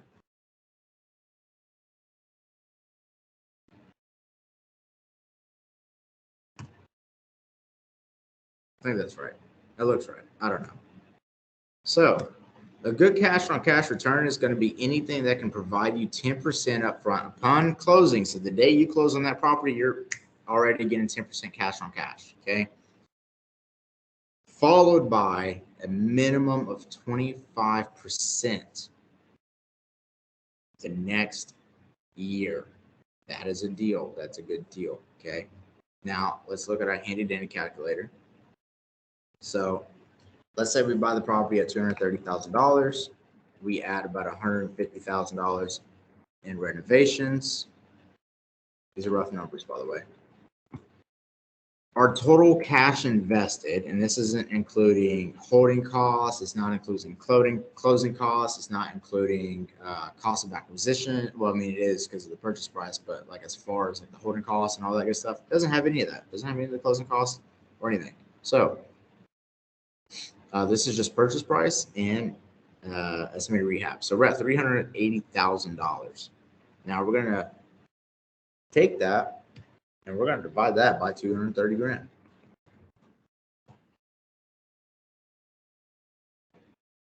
I'm pretty sure the decimal goes to the left when you're doing percentage. So 1, 2, that'd be 0.01. Wait, it does go to the left. Does it?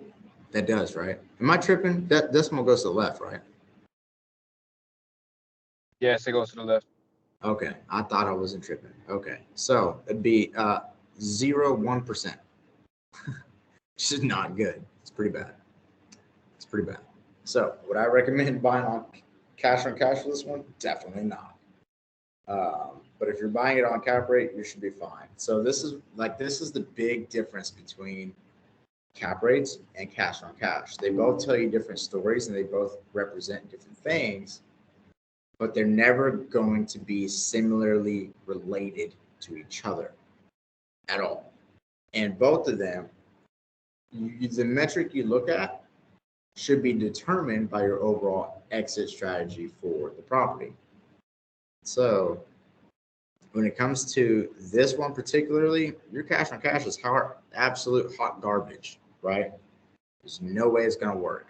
So how could you get a really good cash on cash on this? Well, if the property was owned free and clear, you can do some creative financing with it, which allows you to have little cash involvement up front. So let's say we negotiated a deal where our cash purchase price, if we're doing seller finance and they want 310, you come up a little bit closer. So I'd say 250, right? So let's say we gave them 250, but we only did 10% down. So we're all in at $25,000 plus the 150 for the cost of renovations.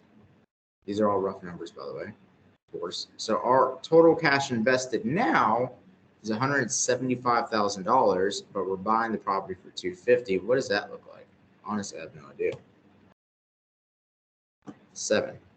So that's not too terrible. 0.7. 7. Yes. 0.7. 70%.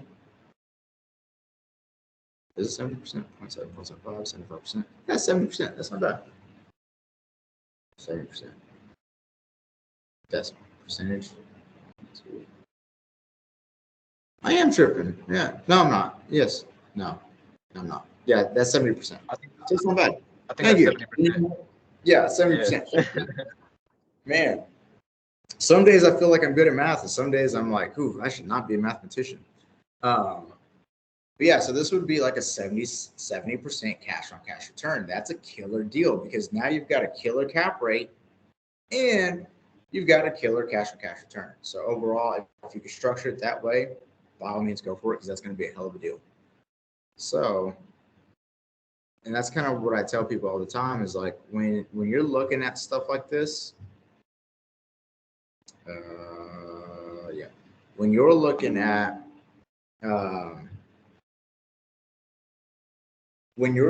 properties, and I tell people this all the time, when you're looking at properties, you want to look at it from every single angle you possibly can, right? You don't want to look at it just cash or just seller financing. You don't want to look at it as just a flip or just a BRRRR or just Airbnb or pad splits. You want to look at it from every angle you could possibly look at it because that allows you to do more opportunities, or it allows you to create more opportunities to do deals.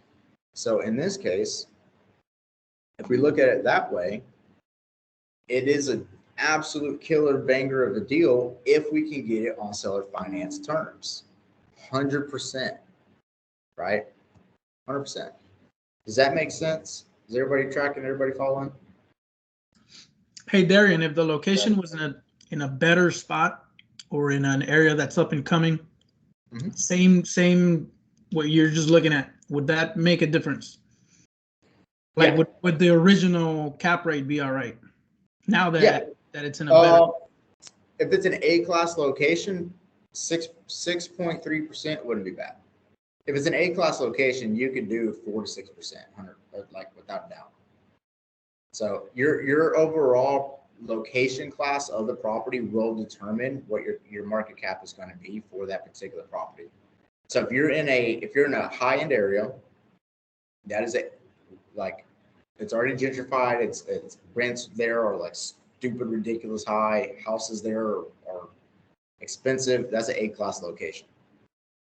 If you get a facility in an A-class location like that, your overall cap rate can be lower and you'll be fine. Like you'll be fine. You could do 4 to 6% in a location like that. But in this case, I guess I would say not necessarily the worst, but the worse the location class, the higher a cap rate you're gonna want. Does that make sense? Yeah, because the cheaper the purchase price, the more possibility for value add. So is there a rule of thumb for determining, what's a good cap rate for the area, or you just kind of look up like, hey, what's the average cap rate for this city in the last year or whatever? Yeah, I would say every market for the most part is going to be different, right? So like the market in California and the market compared to here in Texas, compared to Florida, is going to be entirely different. So when it comes to looking at market caps, you want to understand the market that you're in. And you want to be as diligent as possible and research the market that you're currently in and what people are paying for as far as cap rates go based off of particular location classes. Does that make sense? Yeah, Temple. Cool. Cool beans. Boone, you got any questions, brother? No, thanks, man. That was awesome. So at least now I understand the process, and like you said, that the house there doesn't really bring value to it pretty much at all because it's a commercial, it's in a commercial style setting, right? Correct. Yeah. So you just pretty much have to make it into an office. Yep. That would be the best bet for that property. So what Boone's referring to, go back to you guys, is the property that's actually on the same lot. So this is tied with this. It's tied together, right? So the question essentially is can you, is there any retail value in this property particularly? And the simple answer is no. And the reason for it is because it's sitting adjacent to a commercial property.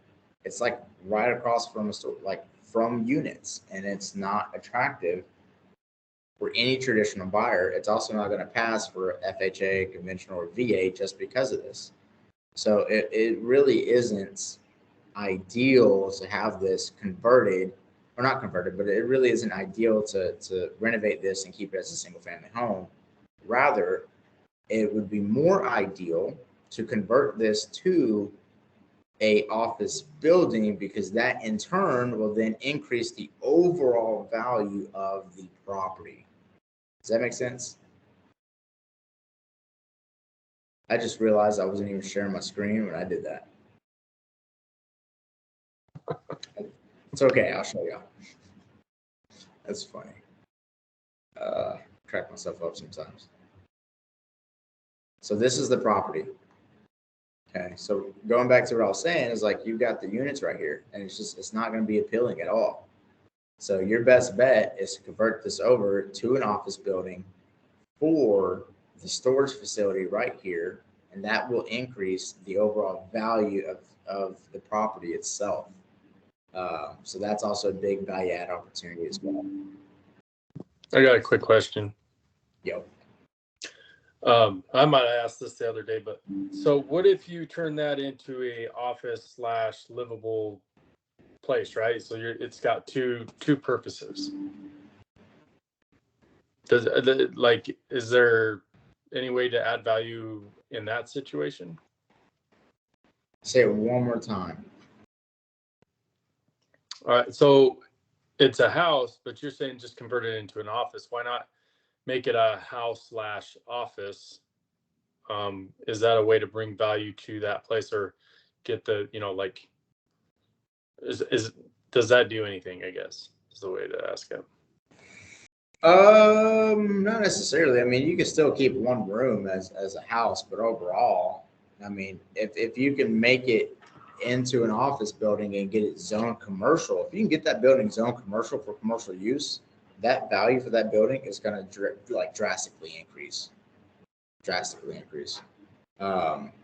you can still have it zoned commercial and still have like a shower and live in it, kitchen, all that good stuff as well. You just want to make sure that it's zoned for commercial use and basically utilize it as an office building as well. So overall, I mean, it would increase it, yeah. Okay, cool. Cool. Anybody have any other questions? Any questions? Any feedback? Anything? I'm gonna hop in here, man. So first of all, I'm new here. This is my first time here. Now, I got recommended by Neil. I know Neil, but the thing is, what do we specialize in particularly here? What is the ideal for you? What do you do? Are you renovation? Like what are we doing? Because I'm more of like I got in here thinking about wholesaling. That's my thing, and I wonder, like, what are we particularly specializing in here in this particular group chat? Like, what are we going for? Cool. So basically, what are the classes about? Yeah, what are the classes about? Cool. So you missed the first one, man, and that's Yeah. okay. The first one basically is a breakdown of wholesaling, like the ins and outs, basic fundamentals, the principles, everything. So we covered initially the first session, we did like wholesaling 101 as a brief overview. Last week, we dove deep into the acquisitions process. Today, we dove deep into the dispositions process. And next week, we're going to start diving into the contractual process of wholesaling. So terms to look for, terms to negotiate, how to break down a contract, and what all that entails. Closing deals. As well as assignment of contracts as well. This particular chat here is for deal analysis and underwriting. So if you ever have a deal, like I'm assuming you're a wholesaler, right? Yeah, no, I want to get into the line of wholesaling. That's what I want to get. If you're looking to get into wholesale, the whole idea behind this chat particularly is like, hey, if I'm like, if you're like, hey, Darian, I've got a deal, but I need help analyzing it, or I need help underwriting it, or how do I structure it? That's when you would bring it to the chat. We'll break it all down together live. I'll show you my entire thought process on essentially what I'm looking for when it comes to determining an ARV. And from there, I'll show you how to then formulate an offer for that property particularly. And let's say you already have a property under contract, but you want a second opinion on it. You're like, hey, I've got this property under contract. What do you think about the numbers? And so we'll do this exact same thing. If the numbers work for us particularly, I'll send you an assignment of contract right here on a live Zoom or right here on a live call, and we'll lock it up live if it works for us particularly. Yeah. If it doesn't work for us, that's all right too, because I'm not just going to leave you in the dark. If you need help with the dispositions of that property, we can help you with that as well. So that's the whole idea behind this chat particularly is analyzing, underwriting, structuring, getting deals across the closing table. It's also for educational reasons as well. So like for today, we dove into the residential stuff, but we also dove into commercial, both multifamily and self-storage facilities. So broke down all those 3 different aspects when looking at properties, right? Which is also very important, especially if you're looking to get into wholesale, because the more you understand about residential and commercial, the more opportunities you're going to have to pick deals up to move, right? But it doesn't help you if you don't know what you're doing on the commercial side, because you don't know where to pick a deal up and you don't know how to move it, right? So that's the whole point of this chat particularly. The next one after this is going to be sales and negotiations. So it's pretty straightforward. It's all sales negotiations. I don't teach hard, aggressive sales, anything like that. So spin selling, consultative selling, the ABCs of selling, none of it. Don't teach any of it because it's crap. I teach a little bit more. I don't know. It's called NEPQ, which is it's more related to psychology. So it's tying in psychology and sales together, and that's what I teach. And then the last chat is for a Q&A. So at this Q&A, you can ask any questions you've got. It could be real estate related, it could be business related, it could be marketing related, how to build a website, how do you run ad campaigns, how do you do this, how do you do that? Anything you think of related to business in any kind of way is the this particular chat right now? No, that'll be Q&A. So that's gonna Q&A? be. I'll wrap up the day with a Q&A. All right, cool, got you. All right, man, appreciate it. Yeah, bro. Anybody else have questions? Matter of fact, I got one more. What's So up? is it every Monday? Every Monday, brother. All right, cool, got it. I'm gonna be here. It'll be every Monday. All the calls are recorded and uploaded to YouTube as well. So if you can't make a particular call, it'll be uploaded. All you gotta do is just go to the YouTube channel, and it'll be there, man. All right, cool, no problem, man. Appreciate it. Yeah, bro. Sweet. Any feedback? Anybody got feedback? Good stuff, man. Good stuff, Darren. Keep it up, man. Thank you. Yeah, bro. Cool. Christian, you got any questions, bro? Not currently, man. There's a lot to absorb and analyze, so I'm gonna stick to doing that currently. It's a lot, dude, but it's a lot for sure. It's really worth it. Like everything that you've given, everything that you've been explaining, not just step by step, but as a whole, it's a lot, but it's worth analyzing and looking at and formulating questions about. So that's currently where I'm at, but I definitely am gonna have like a whole list of questions, just not currently. Yeah, bro. I would say this particular chat is probably going to be the most informative and probably overwhelming because it's just a lot, man. Like there's so much that can be covered, and there's so much that really goes into it. But if at any point in time, man, you feel confused on something, or if I'm moving too fast, bro, let me know. Slow me down. Ask away. Yeah. Honestly, you move at a very good and steady pace. I appreciate how honest you are about it being a lot, because a lot of people say, you can just learn wholesaling and learn real estate in 21 days. And I appreciate being honest about it being a lot. But that's why I can take a look at things and just analyze them as I go, because you're being honest that it's a lot. Sweet, bro. Love it. James, you have any questions, man?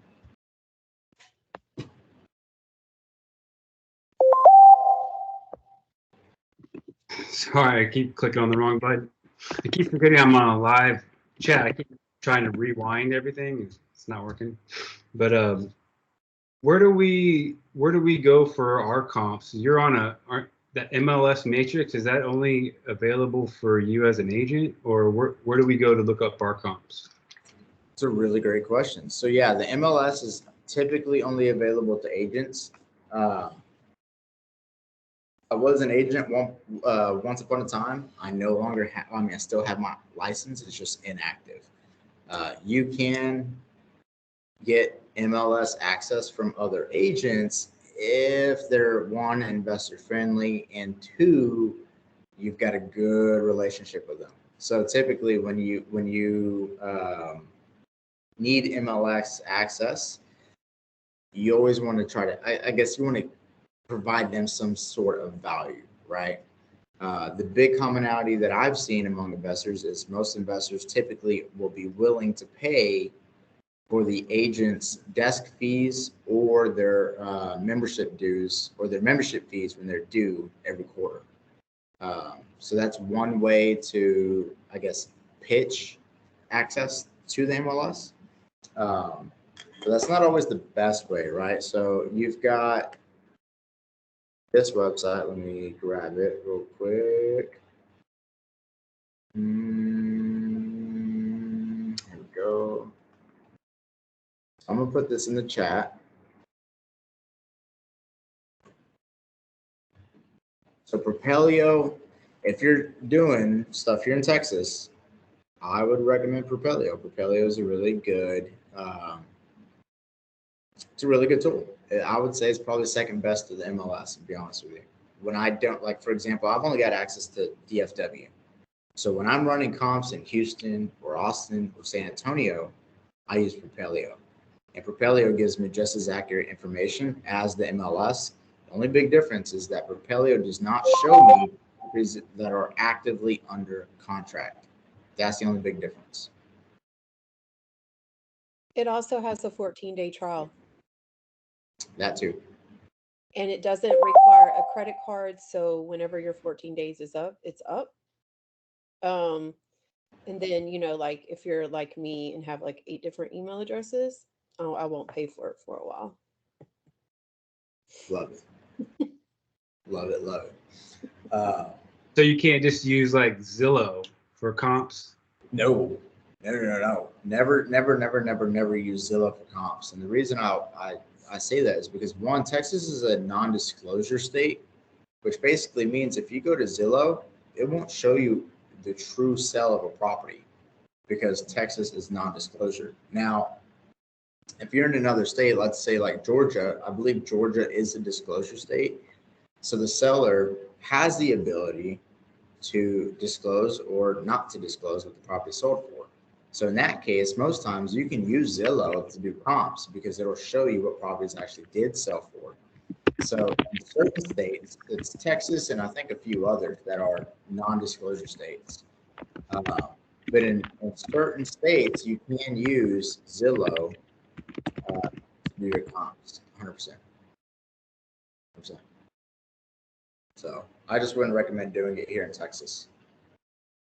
So, but yeah, it's a good question. Good question. Anybody else have any other questions?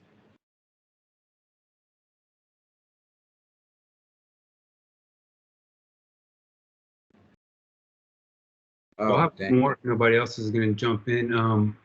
What's that number when you're calculating the price? You're using the ARV times the 70%. What is that 70% number, and how do you come up with that? Right. So good question. So 70% is basically 70% of the ARV, right? So it's 70% of the actual market value of the property. So your range is really going to determine per location. So typically, if you have an area that is not producing a lot of investment properties, or it's just not as active when it comes to the investment side of real estate, you want to be conservative with your numbers, right? If you have an area that's only got one ARV comp, you want to be conservative with your numbers. You never want to base your ARV off of only one ARV comp. You never want to do that. It's a big mistake. So in that case, when you have an area like that where there's just not a lot of activity, you want to be conservative. So typically, the 70-75% rule, it basically ensures that the end investor is going to have enough room to make a profit on it. So when an investor picks up a property, they will either use private money or hard money. Now, if you go through a hard money lender, your hard money lender in most cases is only going to lend you up to X amount of the ARV. So let's say, for example, the hard money lender that you're using only lends you 80% of the ARV, right? Well, you want to make sure you're coming in lower so that way whatever it is that they're willing to lend you on covers the cost of the property, right? Otherwise, you're going to have to come out of pocket. So you want to, that's kind of running it off the 70-75% rule helps when it comes to that as well. And then most of your lenders, most of them don't really cover the full purchase, or not purchase price, but they don't really cover the full cost of the estimated renovations. So they'll even do a percentage of the renovations. So when you're looking at it like that, you really want to understand how the full process really kind of works and keep the end buyer in mind, because at the end of the day, their numbers are going to be impacted by what their hard money lender is willing to loan them for the purchase of the property and for the cost of those renovations. And most times, you're not going to get 100% of both. It just doesn't work. So running your numbers at a 70% or 75% rule just ensures that your buyer is going to be covered on their end. It ensures that there's enough meat on the bone for them to actually make something out of it. Otherwise, they won't make anything. Okay, that makes sense. And one more question. How many ARVs do you need at minimum, and do you just average them out? I would say 2 minimum. Yep, I would say 2 at minimum. Ideally 3. Ideally 3 is great. 2 minimum. 1 is an absolute no-go. But if you have 2 ARV comps, and let's say they're pretty drastically apart in square footage, like one could be 1,200 square feet, and the other one could be 1,800 square feet, but they're both ARV comps, and they're the only ones that are actually popping up in that area.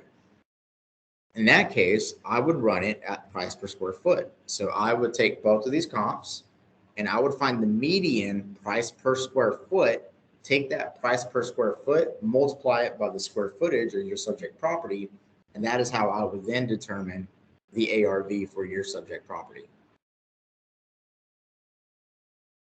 Does that make sense? Yep. Cool. Cool. Does anybody have any other questions or any feedback? Anything?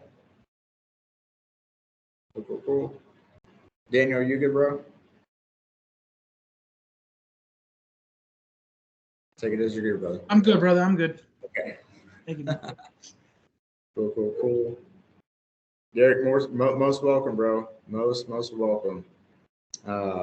If you got any feedback, man, I'd love it. I'd love to hear it, brother. I'll just say I thought it was really cool to see you actually do all the comps live. I haven't seen that done before. So other courses I've taken, they say, hey, just go over here, click there, and actually see how your thought process is very insightful. Sure. Awesome. It's awesome. I appreciate that, brother. Sweet. All right. Is that so everybody's good? If everybody's good, we can hop off this call. Good to go. Cool.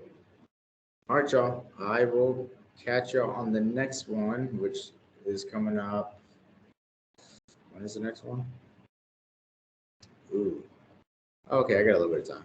Cool beans. That 1:15? Oh, dang, I got 10 minutes. All right, well, I'll be on that one. So if y'all there, cool. See you guys.